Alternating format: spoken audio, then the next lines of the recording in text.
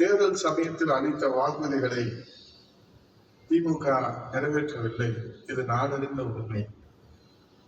இதனால் தமிழகம் எங்கும் மூளை முழுக்கெல்லாம் மக்கள் போராட்டம்.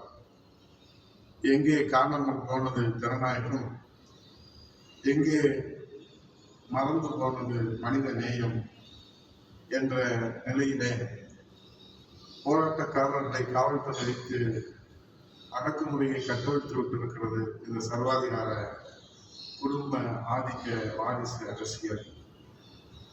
ஆகவே வாக்கு தவறிய திமுகவுக்கு இனி தங்கள் வாக்கு கிடையாது என்று உறுதி ஏற்றிருக்கிறார்கள் தமிழக மக்கள். இதுதான் கள நிலவரம்.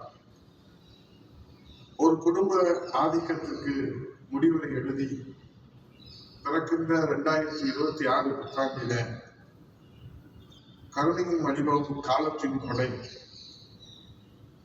அஞ்சுவது யாருமில்லை அஞ்ச வருவதில்லை என்ற அப்பர் பெருமானின் வரிக்கு இலக்கணமாக களத்தில் நின்று உரிமைக்காக, தமிழகத்தின் உரிமைக்காக உரிமை போராட்டம் நடத்தி கொண்டிருக்கின்ற புரட்சி தமிழர் ஐயா எடப்பாடி அவர்களின் தலைமையில் இந்த 2026 பிறக்கின்ற புத்தாண்டில் புத்துயிர் பெற்று ஜனநாயகம் மலரட்டும், மக்களாட்சி வெல்லட்டும், தமிழ்நாடு தலை நிமிரட்டும்,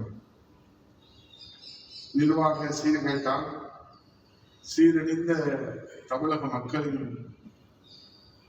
நிலையை நாம் மீட்டெடுக்க புரட்சி தமிழர் ஐயா எடப்பாடியார் அவர்களின் எழுச்சி பயணம் வெற்றி பயணமாக உயிர் பெறட்டும்.